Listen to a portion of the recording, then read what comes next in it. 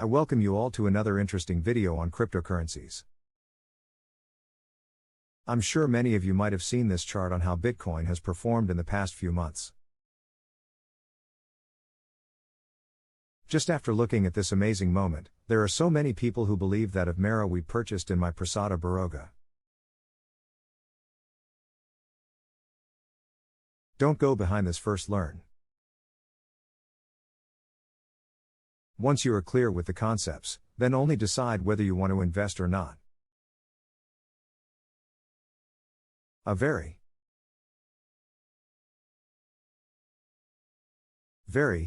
important disclaimer.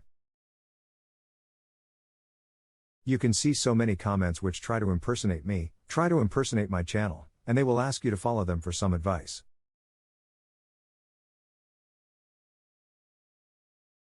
Some numbers will also be given in these comments, and they will ask you to follow them on some Telegram channel or Instagram channel or on any other platform.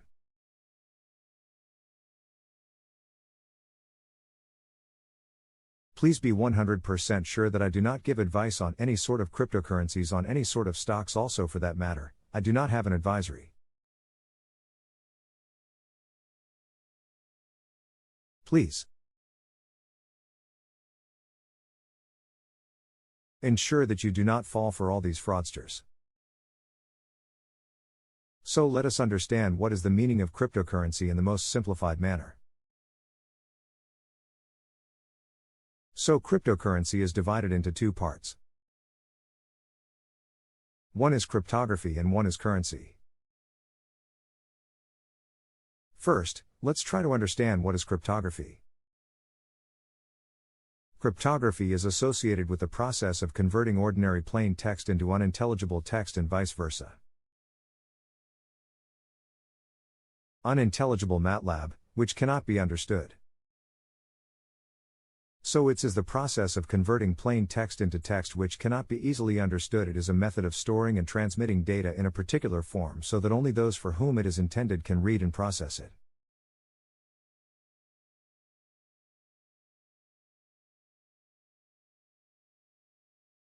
See the moment when you read this, that it is done in a particular way so that only that person to whom it is intended can read and understand it.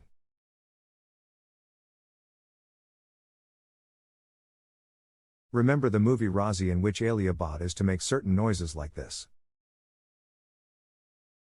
From Pakistan and then in India there is a person who is listening to this voice and then he understands she is communicating this to me.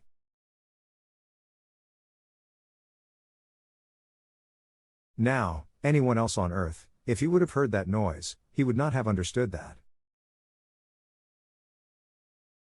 But the sender knows what he means to say and the receiver also knows what he or she needs to understand from it. That is actually cryptography. Now let us understand the combined of what is cryptocurrency. Cryptocurrency in simple words is nothing but digital form of cash. Now let us take this example. Here we have let us say any person A, and here we have A is in India and there is one more person B who is from USA. Now, if A wants to send dollars to B in USA, can that person directly send dollars? No, he or she will have to first go to a bank. Then bank is a third party who is involved, who will actually convert the rupees into dollars and then verify that who is the sender. Okay, who is the receiver? Okay. We will match certain things. We will charge some money and then transfer the funds to B. So this transaction was possible only with the help of an intermediary, which was the bank here. Now let us try to understand if there was something like a digital form of currency which knows no barriers, Panchi Nadia, Pawan Kjo, Koi Sarhad, 9 year okay, something like that. A currency. It is nothing but a digital form of cash, right? So what could have happened that Mr. A could have directly sent funds to B without any third party? And that is an example of cryptocurrency.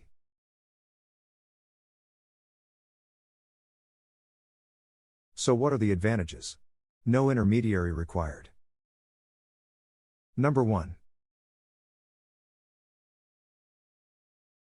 Number 2. No geographical barrier. Number 3. Because there is no intermediary as such, charges are also very less. Who is going to charge what that we are going to cover in the subsequent part of the video? But charges are going to be very less. And number 4, it's very fast. On an average, of course, different cryptocurrencies will have different timings, but it ranges as low as 4 seconds to as high for popular coins like 10 minutes.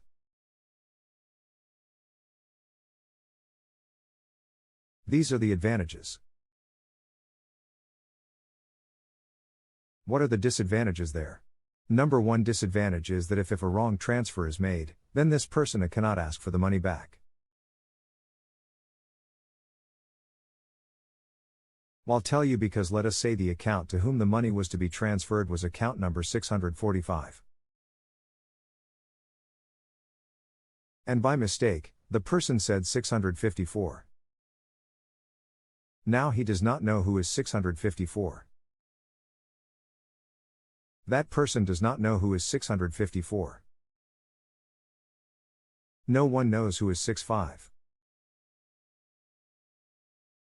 So once money is gone, you cannot get it back. If it is a wrong transfer, this could have happened if bank was there in between. Because bank knows who is 654, right? That is a disadvantage. Number 1 and number 2, because the sender's and the receiver's identity is not unveiled. Unfortunately, it is used for a lot of illegal activities through internet, which is many times a part of internet, which is known as dark web. But if you want to know more about this, what technology is used behind all these things, we are going to cover that in the next part of the video.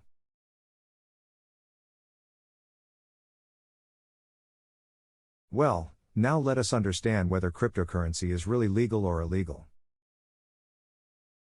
There are two different things. One cryptocurrency being legal and one cryptocurrency being allowed as a legal tender in India. Let's tackle both the problems. Number 1, is it legal? Answer is yes. Why? On 6th of April, 2018 RBI imposed a banking ban on Indian banks to have a relationship with crypto companies. But the same banking ban was lifted in 2018 by a Supreme Court decision. And because of which, the Indian banks were allowed to have business relationships in banking services with an exchange. So was the conclusion trading in cryptocurrencies as on late is absolutely legal. Then what is the problem? The problem is that cryptocurrency is still an illegal tender of money. Means what? Tomorrow, if I want to go to a shop and buy a refrigerator, I go to the shop.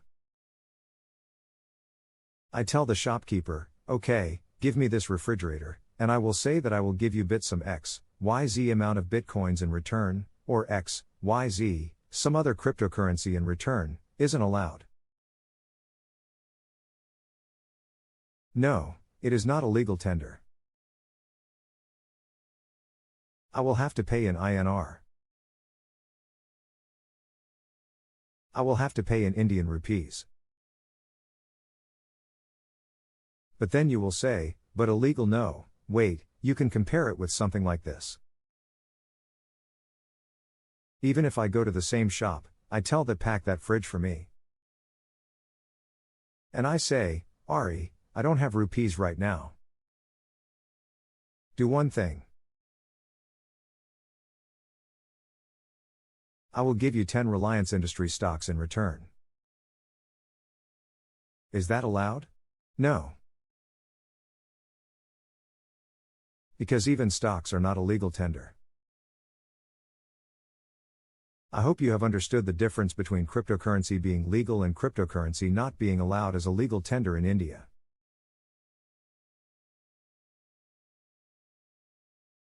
Now let's try and understand what is a blockchain. In simple, what is blockchain is nothing but comprise of two words, and one is block, and another one is chain. Right now, what's a block? Block is nothing but a database which stores a lot of information. What kind of information? Now let us take the original example that A was sending some cryptocurrency to B. Now what will that block store? Block will store information like who is the sender? Who is the receiver? When was the money sent? And so much more information will be stored in that block, right now.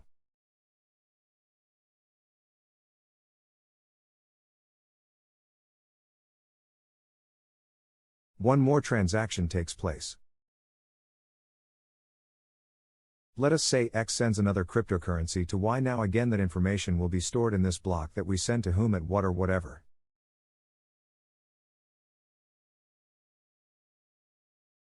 Then M sends to N sends to KX. So much information goes on filling in this block. Now this block is full. Another block comes into picture.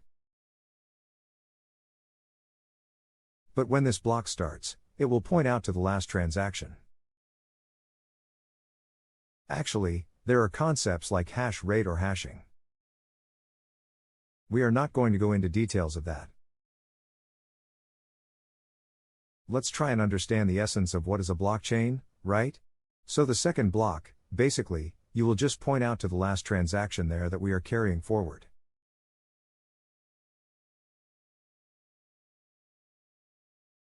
We are continuing basically from here. Again, this block will start filling up with a lot of information, correct?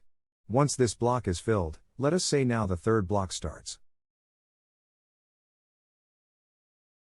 But third block will also, again, point out to the last transaction of the second block.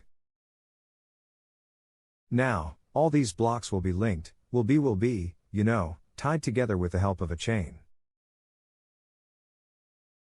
And that is why this is called as a blockchain. Now, the big question, if I were to delete the data from one of the blocks, is that possible? No. Why? Because a third block was pointing out to the end of the second block. If that second block goes away, it will be clearly understood that something is missing. So this cannot happen. And that is why it is said that blockchain is immutable. Now let's try and understand what is Bitcoin? Well, Bitcoin is nothing but a type of cryptocurrency. Bitcoin was founded in 2008 and it was launched in 2009 by Mr. Satoshi Nakamoto. I'm sure no one knows who they know this. Similarly, no one knows who Mr. Satoshi Nakamoto is. Well, what is the advantage? I'll tell you, I can just compare it something like this, that we have promoters for a company. Similarly, the promoter of this Bitcoin is like Mr. Satoshi Nakamoto.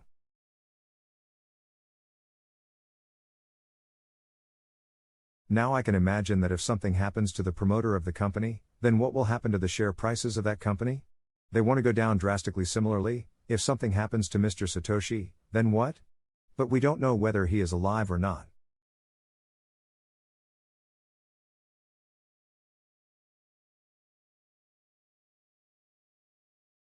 Also, that danger is anyways away, right?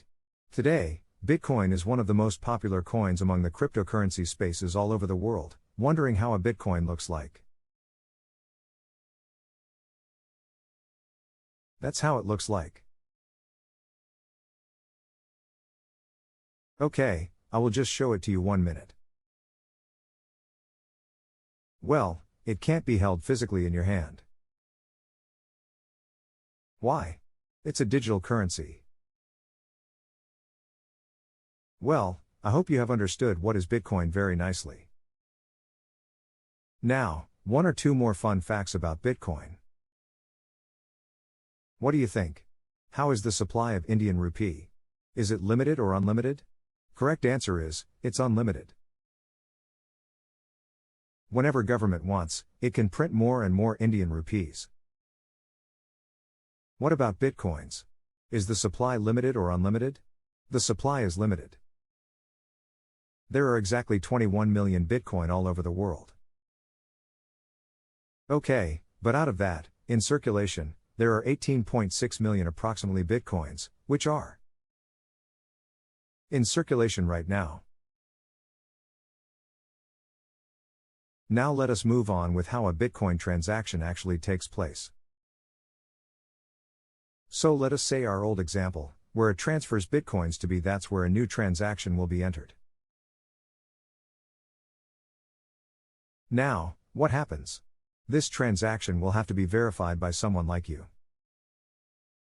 Remember the bank example? If A sends money to B, then there will be a bank in between. That bank will verify this transaction. But in Bitcoins and crypto, do we have any intermediary? No, no intermediaries there. Then who will verify this transaction? Now you can imagine there are thousands of people all over the world who are. They were wanting to verify this transaction.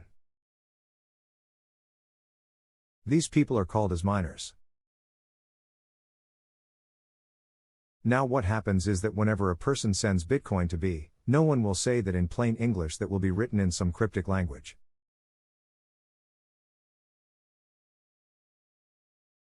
Now you can imagine this is like some mathematical problem which someone can see something like that. Now these miners who are all over the world, thousands of people who are all over the world, they will try to solve this maths problem.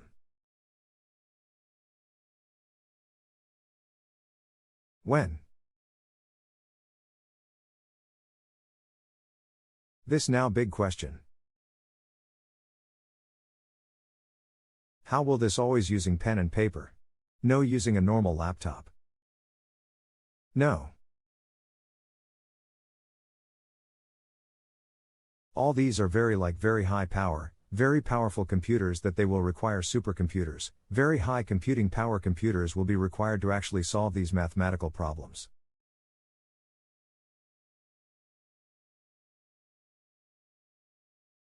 Now once they solve this problem, what will happen is they will have to get something in return as a reward. That is where we say that they are mining the Bitcoin. So in simple words, someone is verifying the transaction or free. Of course some reward will have to be given to that person, and that reward is in the nature of giving him more Bitcoins.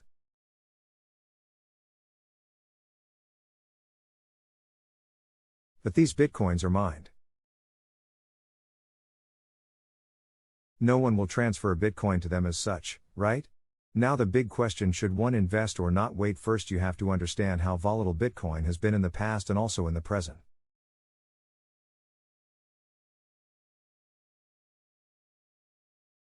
Just to give you a few stats, in December 2017 it had touched the then high around $19,000 for one Bitcoin, then it went down and down and down, enter into a bear market, and it touched a low of almost $4,000 per Bitcoin in March 2020, and since then like stocks have rallied like anything. Even Bitcoin rallied a long way, to believe it or not, roughly $40,000 to $1,000 per Bitcoin. Currently as I am shooting the video, the Bitcoin is trading around $36,000 for one Bitcoin.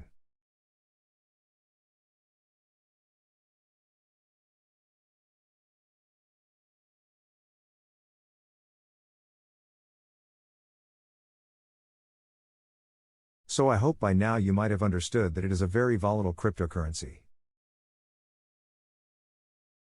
Now the big question, that are you spending it properly? Are you saying it properly? $36,000 for one Bitcoin. How on earth will I be able to invest even for one Bitcoin? It is possible. Wait, you need not buy one Bitcoin.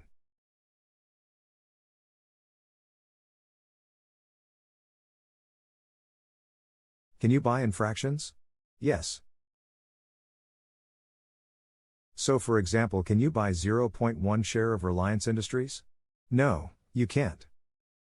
But can you buy 0.1 Bitcoin? Answer is yes. So buying in fractions is allowed. Wait. But then the big question is that 5. Bitcoin or Ethereum or any other cryptocurrency for that matter. Out of all these, which should I choose? I think that, like I say in stock market, do not go for small caps. Go for large caps which are comparatively known, which have a proven track record. Similarly, I am talking about cryptocurrencies. Bitcoin is a cryptocurrency which has the largest market cap, and unknown Bitcoin has more than 65% of the total market capitalization of all cryptocurrencies put together.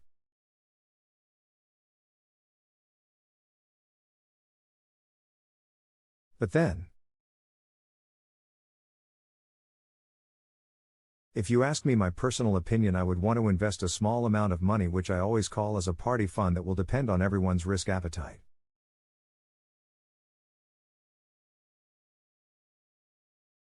So for me, it can be 5,000 rupees for you. It can be 10,000 for someone else. It could be 500 rupees also. So that depends on how much risk you are ready to take. That can be a small amount with which you may start your journey in investing in cryptocurrencies.